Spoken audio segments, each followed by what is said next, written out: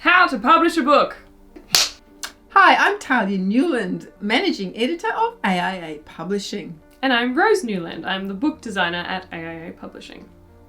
Today, I'm going to be playing the part of an aspiring author. I've finally finished my manuscript.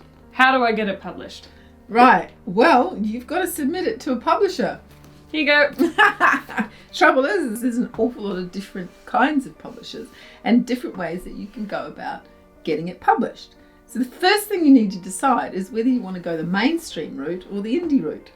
Right, mainstream. That's where all books are. No. I want to be the next J.K. Rowling. The mainstream publishers are the 5 big publishing companies and their imprints. Okay, so these are the ones that publish pretty much all the books that you're going to see in a brick and mortar bookstore. Okay. What's an imprint? An imprint is a part of that company that publishes a select section of books. So, for instance, you might have a publisher that publishes a whole range of different genres, and then they might have an imprint that only publishes romance. I want to be the next J.K. Rowling, so I want to go mainstream. Oh, okay. You want to publish it with the mainstream press. Okay, so if you want to do it that way, then what you have to do is submit your manuscript, your finished manuscript, to one of the big publishers. Now, you can't just submit your manuscript to them. Some of them you can, some of the imprints you can, but mostly, for the big ones, you have to get a literary agent first. They don't accept what they call unsolicited manuscripts. And a literary agent will say to them, hey, here's a good manuscript. We think you might like this book. What that means is you've got to research a list of literary agents, and you've really got to be careful that you get reputable ones, because otherwise you can kind of get ripped off. You've got to go to their website, you've got to have a look at their submission guidelines, and you have to submit your manuscript exactly as they say. So if they want it in double spacing, it has to be double spacing. The agent that I got for my first book, she asked for just the first 1,000 words in the body of an email. And then she looked at that. And that's what I do as a publisher too, because if you look at the first 1,000 words, you've got a pretty good idea of whether that book is well enough written that you might be interested in reading it.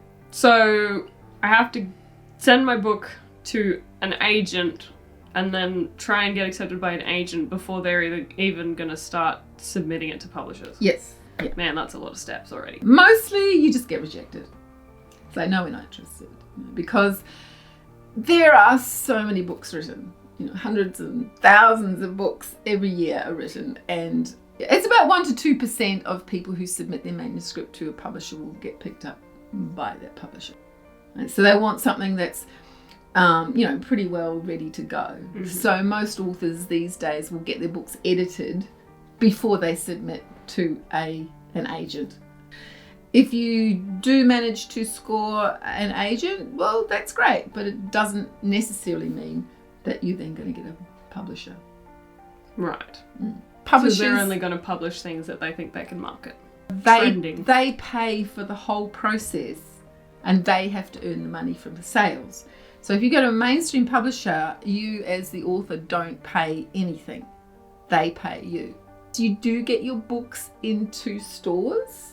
You will get it on the shelves, but they typically stay there. You get like a 3-month window of your book being in the store. And if it doesn't sell well in that time, that's it. They get taken out of the stores, they get trashed, and that's it. You don't get a second. Well, they burn them. Yeah. What? Yeah, they actually shred them. The local bookstores, they can't afford to carry books that aren't selling.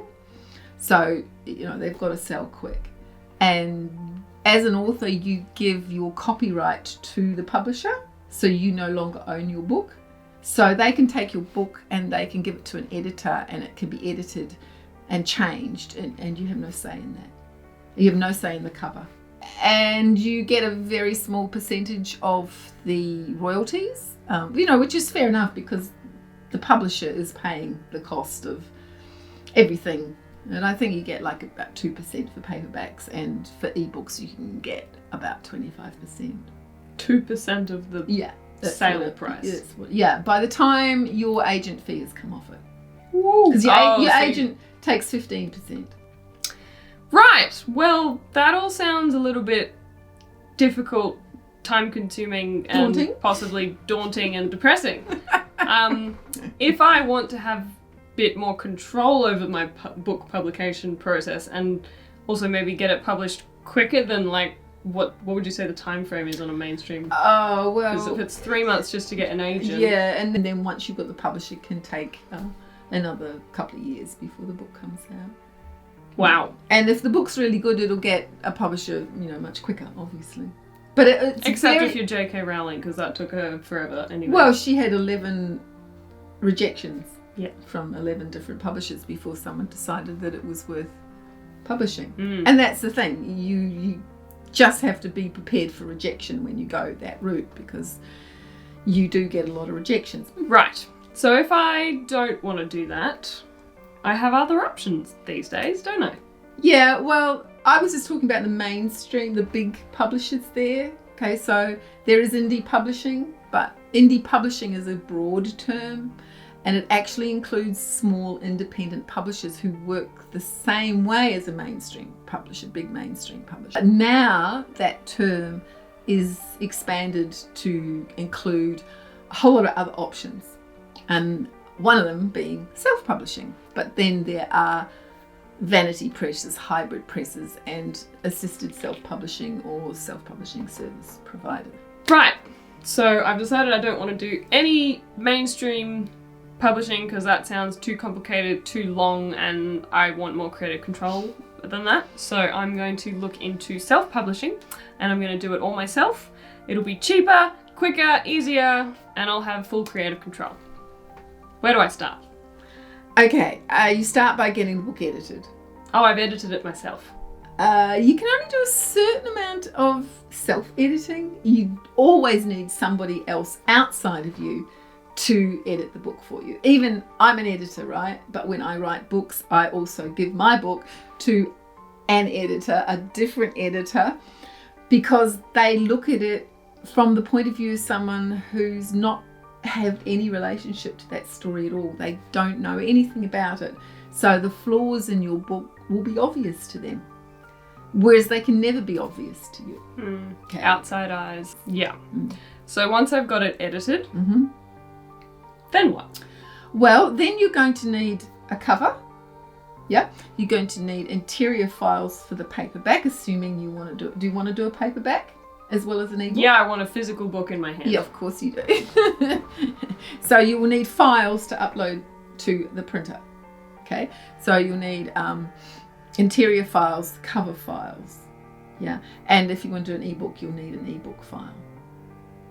Okay, now you can do all of those things yourself, but it's not recommended to do the cover yourself at all, even if you've got graphic design skills, unless you are actually a cover designer, because cover design, well, you know more about cover design than I do. Why would you say somebody needs to get a professional cover designer rather than do it themselves on a Word doc or whip up something with Canva? Oh, a good cover designer will be able to capture the essence of your book and use the symbology and visuals from within it to create an eye-catching cover that will show what your book is about, but also intrigue a reader, make them want to know more about the story and make them want to click on the buy link. Yeah. When I first published, I really didn't have a budget, and I thought, well, I'll just try it. I thought, what I'd done, I thought it was great, and I look back at it now and I just go, it's just as well you can upload new files. So always get a professional book cover designer. So, my cover is designed. Yes. My interior has been laid out, whether by myself or by a professional. It's easy to say, I do the interior, but I've got like 2 books this thick that I had to study when I was doing my own interiors to make sure that I did it right. You could just go ahead and do it, that looks fine. But then when you put it next to a professionally published book and you look at it, it's just like, hang on a minute, you've missed these little points of book formatting, which are conventions which you don't know about. Things like justification, Yeah. margins, widows and orphans, rivers and runs, blah, baseline grids. Yes. All of that buzzwordology that a graphic designer or interior formatter will know all about and be able to do for you with a few clicks of a button in a proper program.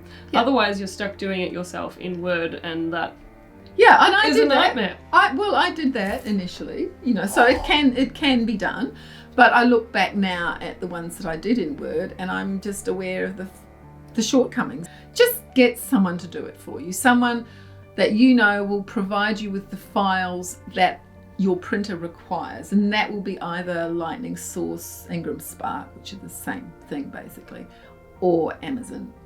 Yeah. And those are the two those main platforms do have quite specific file requirements. So if you have done it yourself, you need to make sure you've read everything that they say about what you need to do to get your files up to scratch. Yeah, and of course you'll also need to get it formatted for ebook, and you can do that yourself. You can also get professionals to do it for you relatively cheaply. You need to learn the ropes. You're learning the publishing industry. So I've learnt all of that stuff, or hired the professionals to help me do all of that stuff, and now I have a bunch of files.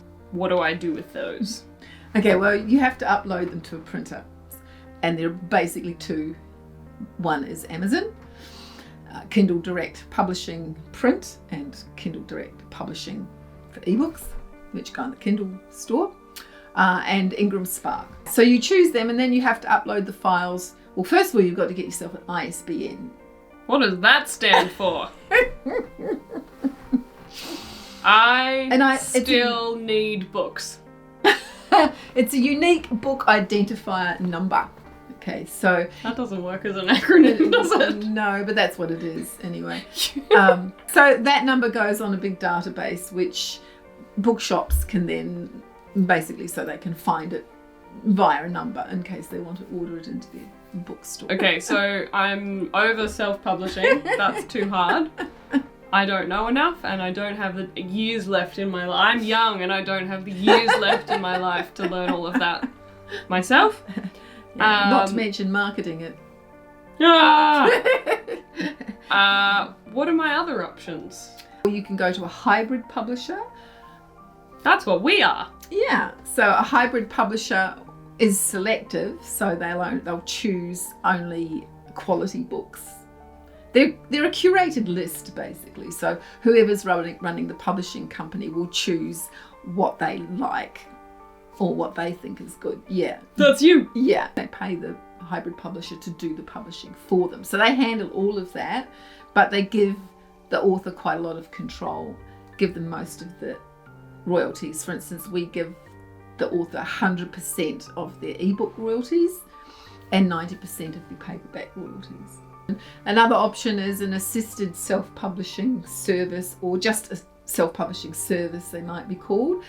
Those are non-selective, so if you're a assisted self-publishing service, then you will publish whatever comes to you. So I pay them and they'll publish my book. They might charge you an awful lot of money to do that, or they might charge you a reasonable amount.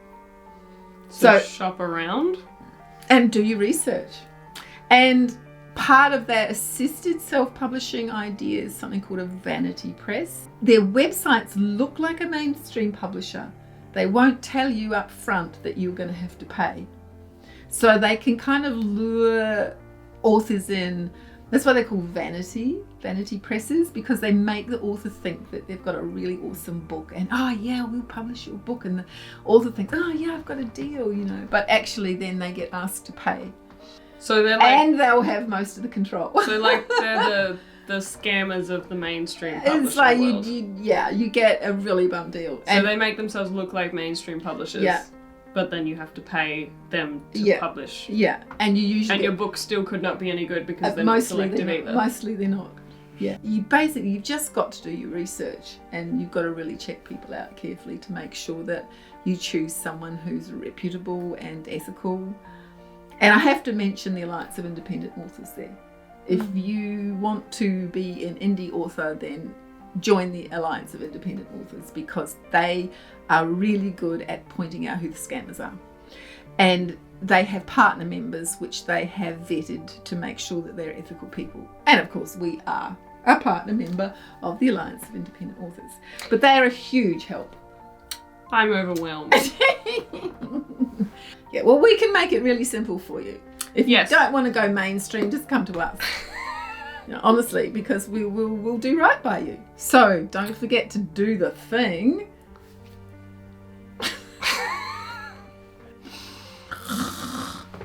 Is it nap time now?